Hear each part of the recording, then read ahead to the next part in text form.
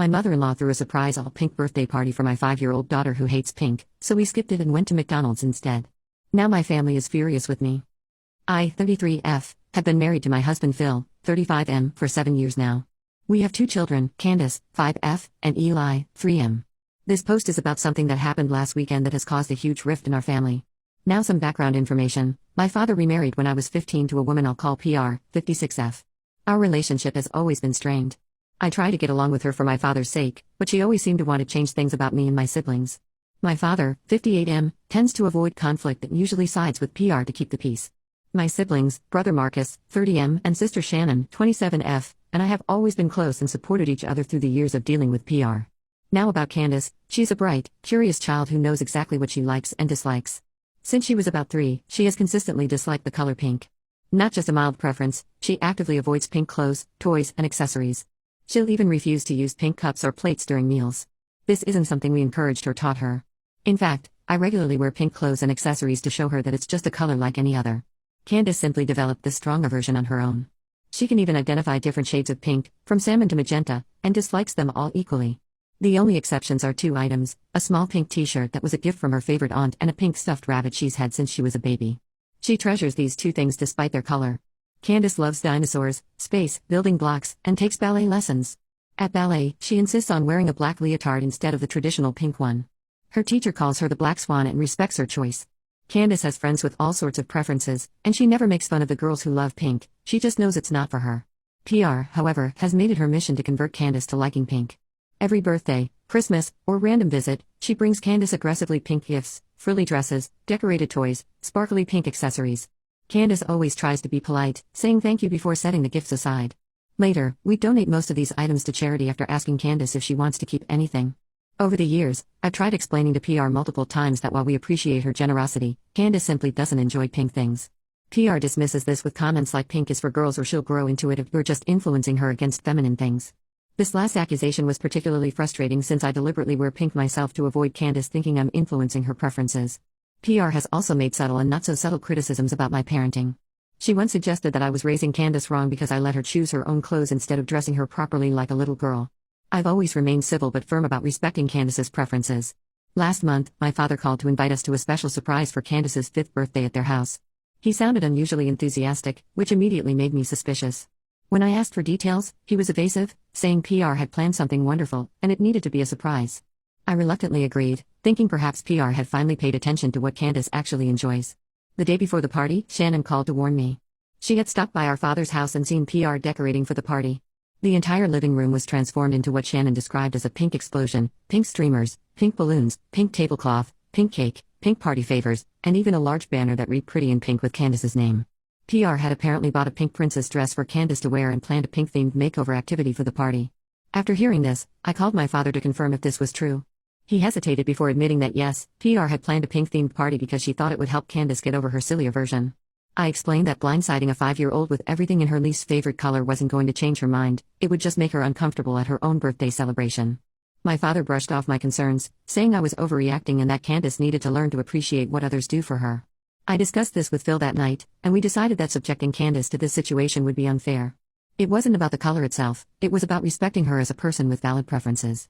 The next day, we drove toward my father's house. I texted my father that we wouldn't be attending because we didn't want Candace to feel uncomfortable at a party that completely disregarded her preferences.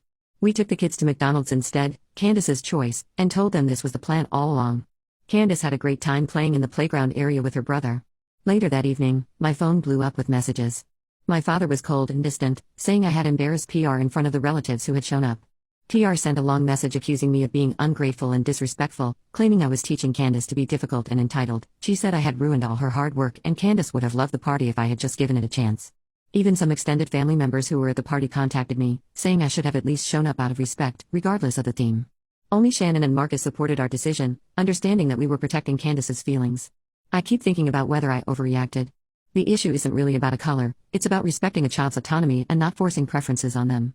I've always taught Candace that it's okay for her preferences to change over time, but they should be her choices, not someone else's. I called Shannon the next day to apologize for putting her in an awkward position. She was understanding but admitted she felt caught in the middle. She described how PR had cried dramatically when we didn't show up, making everyone uncomfortable. We're supposed to have a family dinner at Marcus's place this weekend, and I'm dreading the confrontation. Phil is fully supportive of my decision, but I'm worried about the damage to my relationship with my father. At the same time, I don't want to teach Candace that her feelings and preferences don't matter. Was I wrong to skip the party? How do I handle the upcoming family dinner? Update 1. It's been 2 weeks since the pink party incident, and I wanted to update everyone on what happened after my post.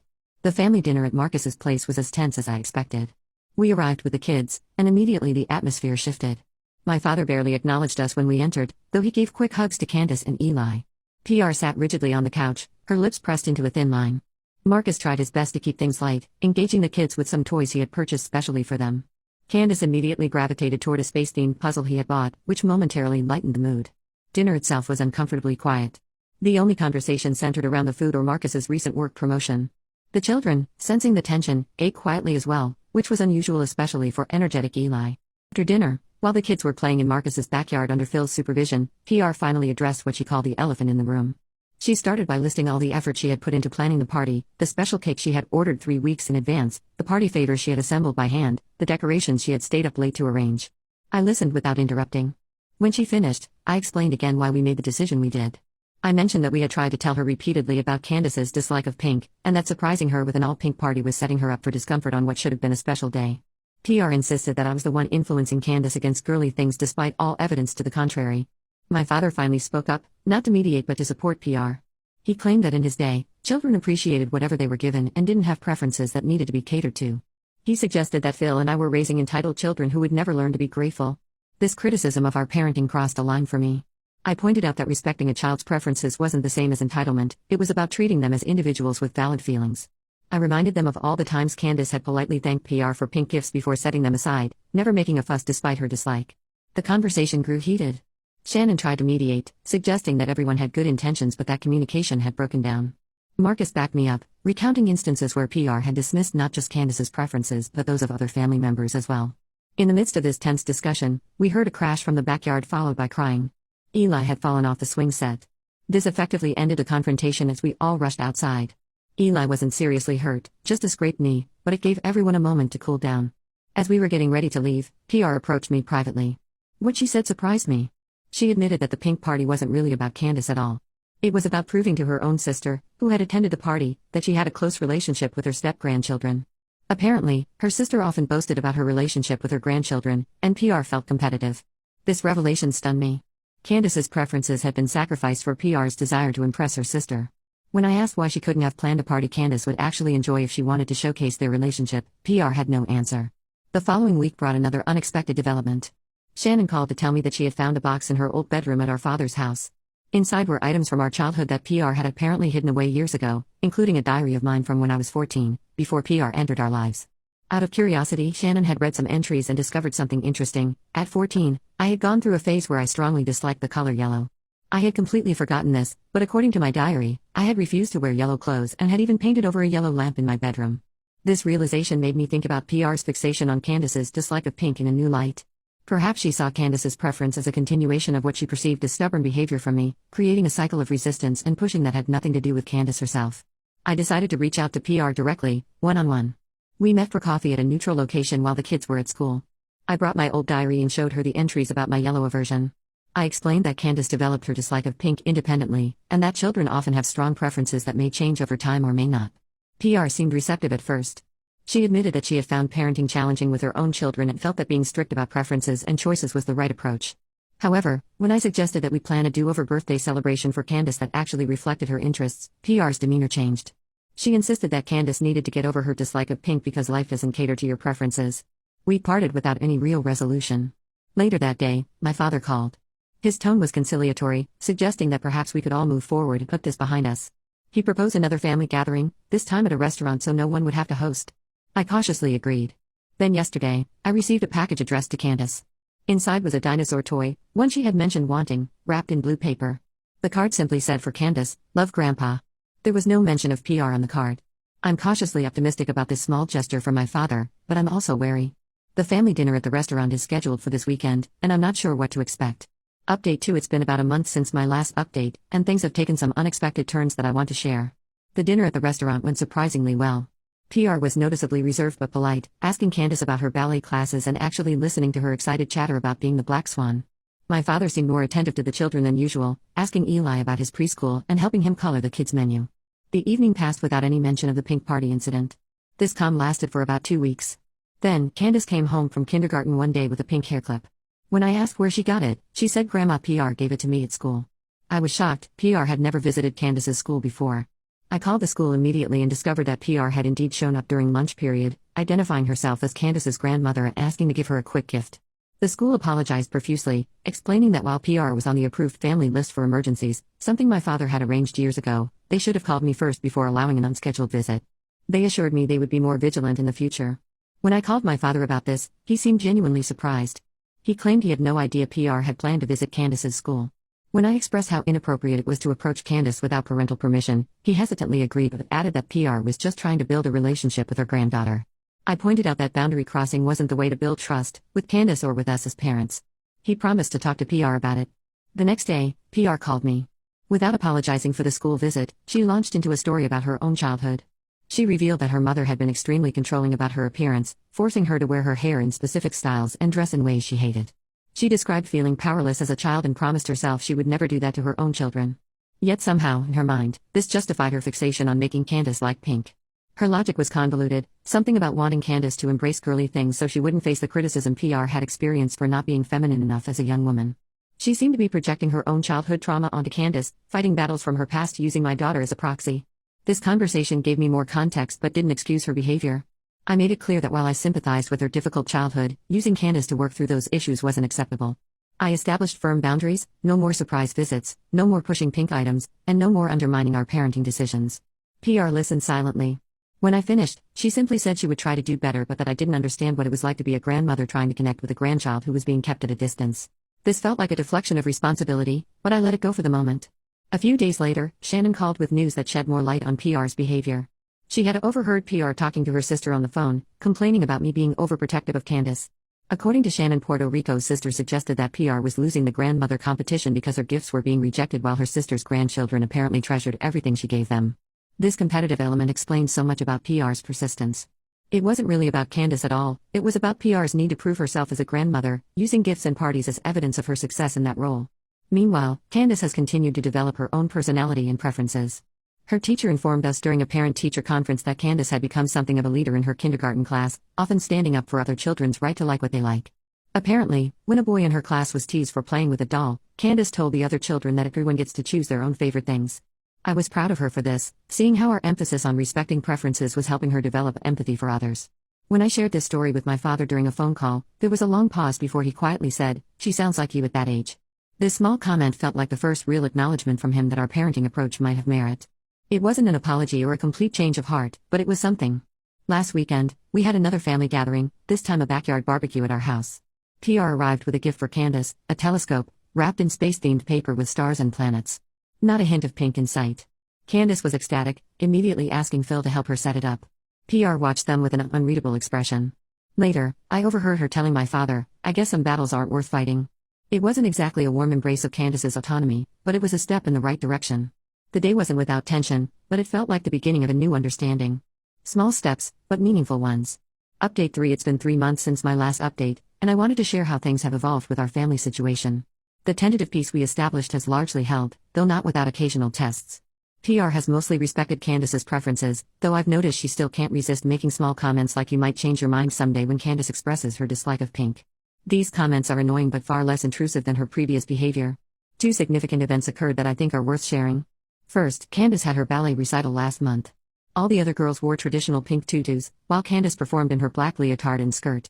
PR and my father attended the recital at our invitation. I watched PR carefully during Candace's performance, trying to gauge her reaction.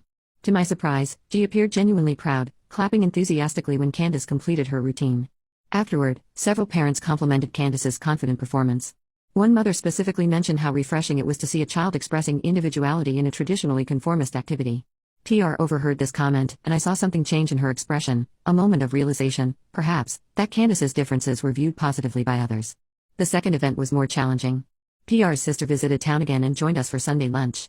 Throughout the meal, she made pointed comparisons between her grandchildren and ours, particularly focusing on how her granddaughter Lily loves all the pink dresses Grandma buys her and always wants to look pretty. These comments were clearly directed at highlighting the contrast with Candace. I expected PR to join in or use this as vindication of her position. Instead, she surprised everyone by changing the subject and then showing her sister the photos from Candace's ballet recital on her phone. She specifically pointed out how Candace was the only one in black, noting with unexpected pride that the dance instructor had given Candace a special solo because of her strong performance. Later, when the kids were playing outside, I overheard PR telling her sister that Candace was her own person and that she was learning to appreciate that about her. Her sister seemed dissatisfied with this response, making another comment about how proper little girls should be taught to act like little girls. PR's response was simple but significant: Candace is proper just as she is.